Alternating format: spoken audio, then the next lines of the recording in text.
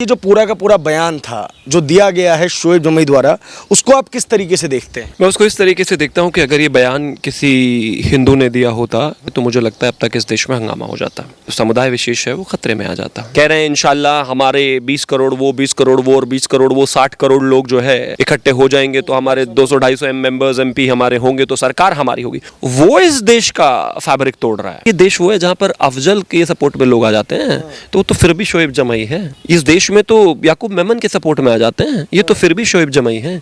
कि शोएब जमई को इतना बड़ा हैसियत नहीं रखता कि उस पर पार्टी आकर जो है किसी तरह का वक्तव्य दे। सबसे पहले तो इस देश में जो लोग थे उन्होंने जिन्ना को आइडल माना। जिन्ना को जब आइडल माना तो देश बट गया। फिर उसके बाद उन्होंने असदुद्दीन ओवैसी को आइडल माना।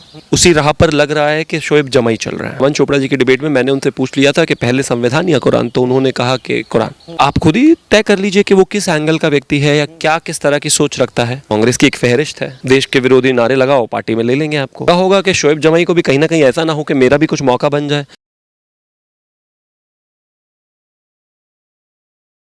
इंडियन मुस्लिम फाउंडेशन के अध्यक्ष डॉक्टर शोएब जमई, जो कि कुछ लोगों के लिए, कुछ इंटेलेक्चुअल्स के लिए सेक्युलर हैं, ठीक उसी तरीके से जिस तरीके से इंडियन यूनियन मुस्लिम लीग राहुल गांधी के लिए सेक्युलर हैं, उनका एक वीडियो सोशल मीडिया पर खूब वायरल हो रहा है। उस वीडियो में वो हिंदुस्तानियों को, या सही भाषा में कहा जाए तो हिंदुओं को ये बताने का प्रयास कर रहे हैं कि अगर अखंड भारत बनता है तो 25 करोड़ मुसलमान जो पाकिस्तान से आएंगे और 25 करोड़ बांग्लादेशी मुसलमान जो आएंगे वो हिंदुस्तान की हुकूमत पर राज करेंगे। इसके बाद से लगातार विवाद बढ़ रहा है। विवाद बढ़ने की वजह यह भी है कि उन्होंने बाबा बागेश्वर के लिए जिस तरीके का लहजा इस्तेमाल किया है वो बर्दाश्त के काबिल नहीं है। इस विषय पर चर्चा करने के लिए इस वक्त मैं शिवम त्यागी जी के साथ हूँ। शिवम जी, स्वागत है आपका। शिवम जी, ये पहली बात तो ये जो पूरा का पूरा बयान था जो दिया गया है शोएब जमई द्वारा, उसको आप किस तरीके से देखते हैं? मैं उसको इस तरीके से देखता हूँ कि अगर ये बयान किसी हिंदू ने दिया होता किसी दूसरे धर्म के लिए तो मुझे लगता है अब तक इस देश में हंगामा हो जाता।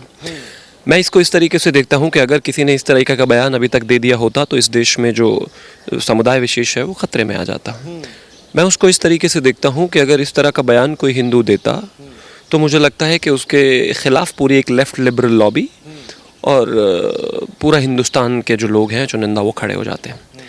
लेकिन शोएब जमई ऐसा बोल रहे हैं और उसके खिलाफ़ कोई बात नहीं हो रही है, कोई आवाज़ नहीं उठ रही है। हालांकि ऐसा नहीं है कि नाराज़गी नहीं है। मुझे लगता है देश के सभी सेक्शंस ने जो है, देश के खास तौर पर हिंदुओं ने, सभी ने बहुत ही तीखी प्रतिक्रिया इस पर दी है जिस तरीके से वो लगातार बोल रहे हैं। लेकिन प्रॉब्लम इस बात का है कि मुझे तो ये समझ में नहीं आता कि सडनली उनको देशद्रोह का इंजेक्शन दे किसने दिया।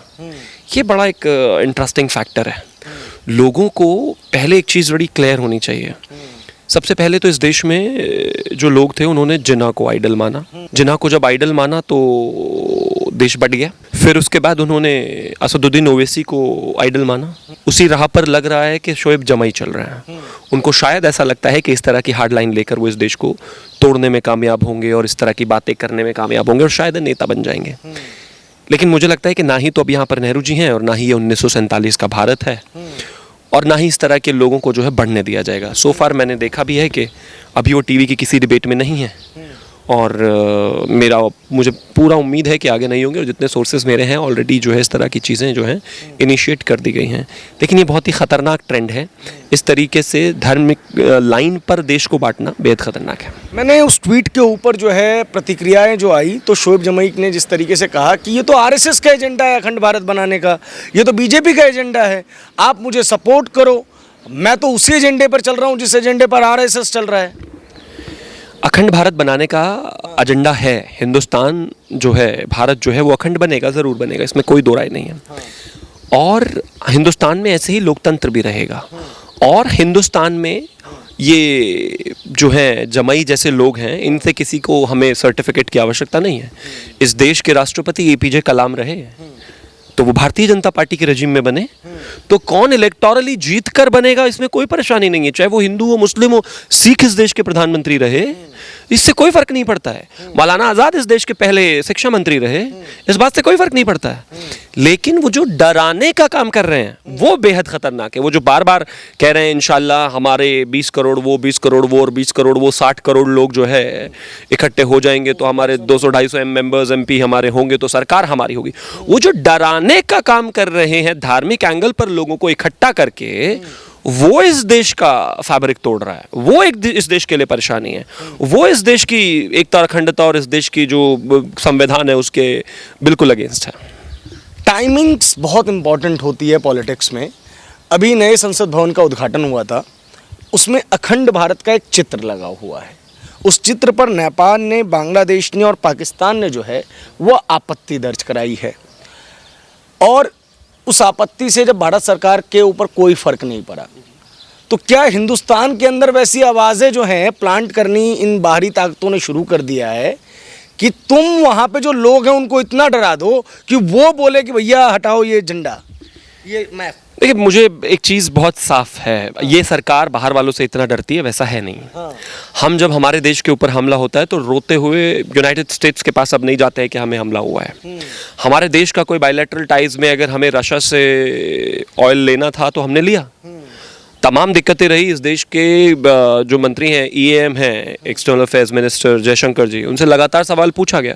ब्रिटिश मीडिया ने भी उनसे सवाल पूछे और लगातार उनसे कहा गया कि भाई आप जो है इस तरीके से कर रहे हैं तो आप मतलब ये क्या मतलब आप वॉर को सपोर्ट कर रहे हैं। उन्होंने जवाब दिया और उन्होंने कहा कि रशिया हमारा स्ट्रेटेजिक पार्टनर है और हमेशा से रहा है और हम उस पर रिलाई करते हैं और हम उसके साथ रहेंगे, और जो ज़रूरत है मेरे देश के लिए, मेरे देश के लोगों के लिए बेहतर है, हम उनको लेंगे। वो हुआ। आज नेपाल हो, बांग्लादेश हो, चाहे पाकिस्तान हो, इनसे क्या फ़र्क पड़ता है? हमें कोई फ़र्क नहीं पड़ता। क्या हमने अखंड भारत की उस तस्वीर पे को उसको हटा लिया? क्या विड्रॉ कर लिया? क्या नहीं। लेकिन ये जो देश के अंदर रहकर ऐसा काम कर रहे हैं, ये देश को नुकसान पहुंचाने वाली चीज़ है। आप अगर अपने बारे में कोई विचार रखना चाहते हैं, आप अगर अपना पार्टी बनाना चाहते हैं, आप जीतना चाहते हैं, जीत जाइए, भड़काइए मत देश को कम से कम। ये बहुत गलत है। मैं भड़काने वाली ही बात को आगे कंटिन्यू करूंगा और मैं अपने सवाल को दोबारा पूछूंगा, क्योंकि मेरे सवाल के उत्तर की तरफ आप दूसरी तरफ चले गए। वो एडमिनिस्ट्रेटिव थिंग्स हैं। मैं इस देश के जो अंदर नैरेटिव तैयार होते हैं उस पर्सपेक्टिव में इस सवाल को पूछना चाहता था। इस चीज़ के लिए मैं एक उदाहरण भी दूंगा।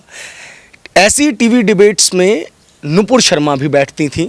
उनके एक वीडियो को किस तरीके से तोड़ मरोड़ कर पेश किया गया वो हम सब ने देखा, और उसके बाद किस तरीके से देश के अंदर से कुछ लोगों को इस उनके खिलाफ बोलने के लिए प्लांट किया गया, दंगे करवाए गए, और उसके बाद का जो सिचुएशन है वो मुझे भी पता है और आपको भी पता है। अब डॉक्टर शोएब जमई जिस तरीके की बात कर रहे हैं उस तरीके की बात तो और लोग भी करेंगे, और पहले सरकार का या भाजपा का, let suppose Bharatiya Janata party ने तो अपने कदम पीछे लिए ही थे, तो ऐसी सिचुएशन तो फिर आ सकती है। देखिए, मुझे लगता है कि अगर कोई गुंडागर्दी पर उतर आया तो आप पुलिस को फ़ोन करते हैं, खुद नहीं बन जाते हैं। हाँ।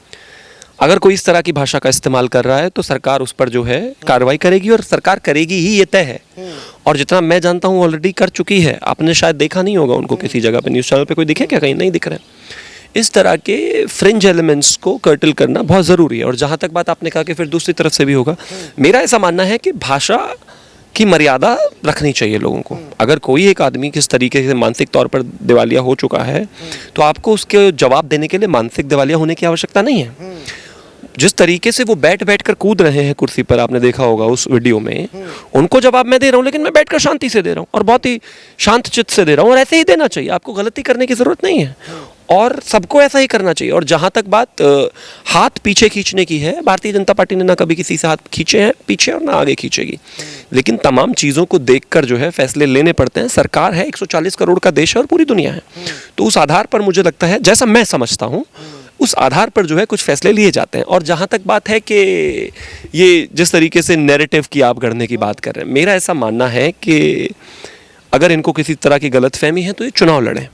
5000 वोट भी पा जाए तो बहुत बड़ी बात हो जाएगी। इस तरह की बातें करने से, फेंकने से, लंबे चौड़े भाषण देने से कुछ नहीं होता है। जनता के बीच में रह के जनता का काम जब तक नहीं करोगे, जब तक क्या आप कौन मानेगा आपको? तो मुझे लगता है एक तरीके का भाषण है, लेकिन हाँ, भड़काऊ है, इसमें कोई दो राय नहीं है। अच्छा, एक बात और मुझे बताइए, शोएब जमई आप लोगों के टारगेट पर इसलिए तो नहीं आ गए हैं कि वो जो नैरेटिव तैयार किया जाता है कहीं ना कहीं आरडब्ल्यू द्वारा, राइट विंग द्वारा, उसका काउंटर नैरेटिव तैयार करते हैं। लव जिहाद की बात हो तो वो व्यक्ति भगवा लव ट्रैप को बिल्कुल लगातार उस तरीके के किस्से लेके आता है जिस तरीके के किस्से शायद मैंने अपने आसपास में नहीं सुने। देखिए वो हमारे लिए कोई मायने नहीं रखता। हमारे लिए या देश के लिए या किसी भी सरकार के लिए मायने रखता है कि सरकार में जो काम हो रहे हैं वो लगातार चलते रहें और कोई भी देश में कम्युनल एंगल किसी चीज़ को ना दे। जहाँ तक बात शोएब जमई की है, वो हर चीज़ को ज़्यादातर कम्युनल एंगल देने की कोशिश करता है। आपने अगर उनके डिबेट्स को गौर फरमाया होगा, शुरू से देखा होगा, तो शाहीन बाग के समय में वो बोल रहा था कि हम भी कमज़ोर नहीं हैं, गोलियाँ मारेंगे, गोली मारेंगे, एक एक को गोली मारेंगे। एक डिबेट में, अमन चोपड़ा जी की डिबेट में, मैंने उनसे पूछ लिया था कि पहले संविधान या कुरान, तो उन्होंने कहा कि कुरान, और पूरे देश में वो गया।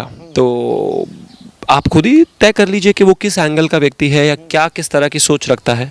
मेरी भी गीता है, मेरी भी महाभारत है, मेरी भी रामायण है, लेकिन मैं संविधान को सर्वोपरि मानता हूँ क्योंकि मैं इस देश में रहता हूँ और वो इस देश का लॉ ऑफ द लैंड है, वो कानून है, वो उसके तहत हमें चलना ही होगा, वो मानना ही है हमें, और सबसे ऊपर वही है।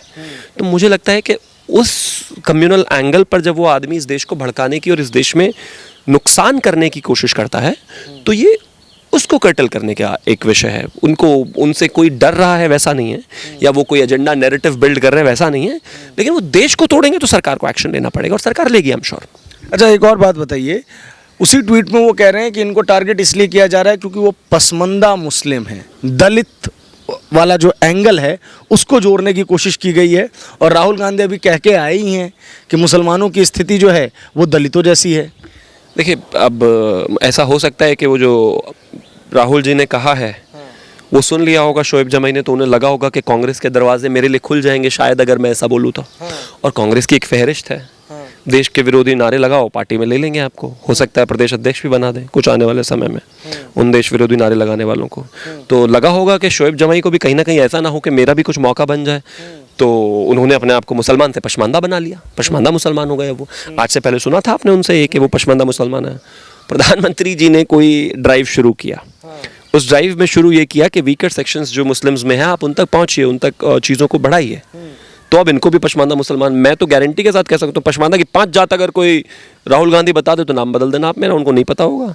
तो मुझे लगता है ये सिर्फ जो प्रधानमंत्री ने कहा बस उसको काउंटर करने का एक तरीका, लेकिन कर नहीं पाते हैं। कैसे करोगे आप जब आपको जीरो नॉलेज है उस बारे में। और जहां तक बात टारगेट करने के, शोएब जमई को कोई टारगेट नहीं कर रहा है। शोएब जमई की जो भाषा है और जो शैली जो लोगों को धमकाने की है और जो डराने की है, उससे इस देश में कम्युनल टेंशन्स बढ़ने की मतलब एक तरीके से साजिश लगती है। उसको काउंटर नैरेटिव करने की आवश्यकता है, उसको रोकने की आवश्यकता है। उनसे कोई नहीं डरता और उनसे कोई फर्क पड़ता भी नहीं है और उनको वैसे भी कोई नहीं मानता। अच्छा शिवम जी, मैं एक बात आपसे जानना चाहूँगा, ना तो हमने पहली बार शोएब जमई को इस तरीके की भाषा का प्रयोग करते हुए देखा है और ना शायद हम आखिरी बार देख रहे हैं। इससे पहले वो यूसीसी के अगेंस्ट में हैं, हिजाब के ऊपर उनकी जो प्रतिक्रियाएं हैं वो कहीं ना कहीं जो जजमेंट कोर्ट्स ने दिए हैं उनके अगेंस्ट में भी है। 3 तलाक पर वो कहते हैं कि वो हमारी शरीयत का हिस्सा है। अब अचानक ऐसा क्या हो गया कि आपको लगता है कि नहीं, he is crossing the limit? Crossing the limit मैं ऐसा निजी तौर पर मानता हूँ कि उन्होंने तमाम चीज़ें करी। हीट ऑफ द मोमेंट अगर डिबेट्स में उन्होंने कोई और बातें बोली, पहले भी जो बोली, ठीक है बोला आपने, लेकिन आज जो वो कर रहे हैं वो कम्युनल डिवाइड है। अब आप एग्जाम्पल देखिए कि जिस तरीके से वो बोल रहे हैं कि 20 करोड़ बांग्लादेश के मुस्लिम, 20 करोड़ पाकिस्तान के मुस्लिम, 20 करोड़ हिंदुस्तान के मुस्लिम मिल के हम अपना हिंदुस्तानी प्रधानमंत्री बनाएंगे। इस देश में धर्म के आधार पर प्रधानमंत्री बनता है क्या? कभी नहीं बना, आज तक नहीं बना। इस देश में धर्म के आधार पर कोई नेता को चुनकर लाया जाता है क्या? नहीं लाया जाता। प्रधानमंत्री जो जीत कर आता है, पार्टी तय करती है और बन जाते हैं। हाँ, कुछ पार्टियां जरूर धर्म के आधार पर बनी हुई हैं जिनसे वो जुड़े भी रहे हैं पास्ट में, लेकिन मेरा जो विषय है, मेरा विषय वो डरा। अब आप एक चीज़ बताइए, इस तरह की जब वो भाषा का इस्तेमाल करेंगे तो दूसरी साइड पर भी लोग हैं, उनका भी रिएक्शन बहुत अनिवार्य है, बहुत नेचुरल सी बात है। तो जब वो आएगा तो कहीं टेंशन ना बढ़े, वो मेजर प्रॉब्लम है। तब तो देश का सेकुलरिज्म खतरे में पड़ जाएगा ना। मुझे लगता है कि देश का सेक्युलरिज्म तो एक ही तरफ से खतरे में पड़ता है, लोगों के लिए वो तय करें और उनको देखना है कि भाई अभी खतरे में पड़ रहा है कि नहीं पड़ रहा है, या फिर उधर से कोई जवाब दे देगा तो तब पड़ जाएगा। अभी तो इंडिपेंडेंट फ्री वॉइस है जो कह रहे हैं भाई मैं कह रहा हूँ वो तय करें ना, वो लोग तय करें जो इस तरह का कहानी गढ़ते हैं। मैंने देखा है कि वो जो फ्री स्पीच और ये कहते हैं कि सेक्युलरिज्म खतरे में पड़ जाता है, उन लोगों को ट्विटर पर बहुत ही बैशिंग अच्छी खासी मिल रही है। अब सारे लोग उनको टैग कर करके पूछ रहे हैं कि ये क्या है जो ये कर रहा है शोएब जमाई। अभी जवाब नहीं आया किसी का, जितना भी वो एक पूरी लॉबी है लेफ्ट विंग वालों की, उस पर कोई जवाब नहीं आया। लेकिन ये बात तय है कि जिस तरीके से वो कर रहे हैं, मौन होना भी समर्थन ही है। यानी कि जिस तरीके से वो इस देश को गाली दे रहे हैं, जिस तरीके से इस देश में जो है वो कहते हैं कि मुसलमान प्रधानमंत्री बनेगा। आप भूल गए होंगे शायद आरफा खानम का एक वीडियो वायरल, आरफा शेरवानी का एक वीडियो वायरल हुआ था, जिसमें वो कहती है कि जब तक हम मेजॉरिटी में नहीं है, जब तक हम शांत रहेंगे, चुपचाप रहेंगे और माइनॉरिटी स्टेटस में रहेंगे, और लेकिन लक्ष्य को नहीं भूलेंगे, मिलकर रहना है, वो तमाम चीज़ें जहर से बुझे हुए ये लोग हैं। ये जो एक पूरा ग्रुप है, इन लोगों का मिशन बिल्कुल एक ही तरीके से चलता रहता है, एक ही लेवल पे चलता रहता है। ये अलग है कि अगर भड़क कर कुछ बोल रहे हैं तो बेहतर है सरकार कार्रवाई करेगी। लेकिन ये बात तो कहीं ना कहीं सच भी है, अगर देखा जाए तो, कि अगर ये सिचुएशन क्रिएट हो जाती है तो डेमोग्राफी कुछ उसी स्थिति की होगी जिस स्थिति के बारे में डॉक्टर शोएब जमाई ने जिक्र किया है। आप लोग लगातार इस चीज़ को कहते रहते हैं कि कर्नाटका में जो 5% मुस्लिम वोट बैंक था, सिर्फ वो शिफ्ट हो गया तो कर्नाटका में इस बार कांग्रेस को थंपिंग मेजॉरिटी मिली है। लगभग जब से नरेंद्र मोदी सत्ता में आए हैं तब से इस तरीके का मैंडेट किसी बड़े राज्य में कांग्रेस को मिला नहीं है। तब तो वो जो पूरा का पूरा सिचुएशन क्रिएट करके शोएब जमाई ने दिखाया है, वो डराने के लिए तो काफ़ी है। मुझे लगता है हिंदू भी तो देखेगा ना उसको, वो भी तो सोचेंगे फिर इस बात पर। जो आप जिस 5% के शिफ्ट के बाद से आप कांग्रेस को देख रहे हैं, फिर देश भी तय कर लेगा अपने आप। फिर देश के जो बाकी के जो बहुसंख्यक हैं वो भी तय कर लेंगे अपने आप। फिर वो भी अपनी पार्टी देख लेंगे, फिर वो भी अपने लोग देख लेंगे। पहली बात तो ये है कि इस तरीके से होना नहीं चाहिए, लेकिन अगर ऐसा कुछ होता है तो फिर तो वो भी तय करेंगे भाई, उनको भी तो अधिकार है ना। अगर एक आदमी बैठकर जो है एकता का बिगुल फूंक रहा है और उसको कांग्रेस एक्सेप्ट करके एग्जीक्यूट करती है, तो फिर जो कांग्रेस के साथ जुड़े हुए लोग हैं वो भी तो सोचेंगे इस बात को, हम कहाँ किस पार्टी में हैं। जो पार्टी मुस्लिम प्रधानमंत्री लाना चाहती है वो फिर इस बात को देखकर अपने आप तय करेंगे वो भी। मुझे लगता है कि ऐसा होने वाला नहीं है। ये मैं फिर से वही कहता हूँ कि पॉपुलेशन किसी की कितनी भी रही हो, आप मुझे एक चीज़ बताइए, इस देश में ज़्यादातर हिंदू प्रधानमंत्री रहे हैं, तो क्या किसी मुस्लिम के बारे में उनका कोई गलत एंगल रहा है? क्या प्रधानमंत्री श्री नरेंद्र मोदी जी ने मुसलमानों को लेकर कभी कोई एक ऐसी गलत बात कही है? क्या कभी इस देश के प्रधानमंत्री ने कोई सोशल वेलफेयर की स्कीम्स में कोई वो करी है कि भाई उनको मिलेगा और हमें नहीं मिलेगा, या हमें मिलेगा उनको नहीं मिलेगा? वो कहें या ना कहें, लेकिन विपक्ष तो लगातार आरोप लगाता है ना कि मुसलमानों को, अल्पसंख्यकों को दोयम दर्जे का, यानी कि सेकंड स्टैंडर्ड का नागरिक बना दिया है नरेंद्र मोदी की सरकार ने। लेकिन ये चिपक नहीं रहा ना। वो जो बार बार आरोप लगाते हैं वो चिपक नहीं रहा। इस देश के, इस दुनिया में जितने भी बड़े इस्लामिक मुल्क हैं, 5 में तो हाईएस्ट ऑनर मिला हुआ है इस देश के प्रधानमंत्री को। अगर मैं बात करूं, अभी यूनाइटेड स्टेट्स की तरफ से, व्हाइट हाउस की तरफ से एक स्टेटमेंट आया जिसमें कहा गया कि अगर किसी को जीवंत लोकतंत्र देखना है तो वो दिल्ली जाकर देख ले। नहीं कहा उन्होंने कुछ भी ऐसा। 370 को लेकर इन्होंने खूब माहौल बनाने की कोशिश की, पूरी दुनिया के लोग हुए। आज वहाँ पर G20 ऑर्गेनाइज किया गया, पूरी दुनिया के लोग वहाँ पर आए, उन्होंने देखा क्या चीज़ है। क्या वहाँ पर किसी को कोई परेशानी है? नहीं। क्या वहाँ पर कोई आज कम्युनल टेंशन है? नहीं। क्या वहाँ पर जो कट्टरपंथी हमले थे, जो आतंकवादी हमले थे, वो बिल्कुल ख़त्म नहीं हो गए हैं किसी हद तक? बिल्कुल सही बात है। तो विपक्ष का काम नैरेटिव बनाना है, वो उनकी मजबूरी है भाई, राजनीति भी तो करनी है ना उनको। और ख़ास तौर पर बात है कि राहुल गांधी हो या कांग्रेस, उनकी तो बिना हिंदू मुस्लिम करे हुए राजनीति चल नहीं सकती। उनको जब तक अपने मुस्लिमों का नहीं दिखाएंगे, जब तक वो कैसे चलेगा मामला? जब वो आदमी विदेशों में जाकर इस तरह की बातें करते हैं तो उनका तो चलेगा। इस देश में उठने वाली डिससैटिस्फैक्शन की हर आवाज़ का चेहरा कांग्रेस बनती है। अभी आपने देखा होगा पिछले दिनों किस तरीके से जो हमारा ये है खालिस्तानी मूवमेंट में, आपने देखा राहुल गांधी की स्पीच के समय पर वहाँ झंडे फहर रहे हैं खालिस्तान के, और खूब हंगामा मचा है। वो आदमी वहाँ पर खी करके हंस रहा है। मुझे ये समझ में नहीं आता, जिस मूवमेंट को उनकी दादी ने बिल्कुल ख़त्म किया या उन्होंने उस पर प्रहार किया, जो मूवमेंट इस देश के प्रधानमंत्री को, इंदिरा जी को ले गई, जिसने उनकी दादी की हत्या कर दी। कनाडा में उस सीन को रिक्रिएट भी किया गया है। कनाडा, और अब क्या हुआ, कनाडा ने उसी की रिक्रिएट करके झांकी बना दी।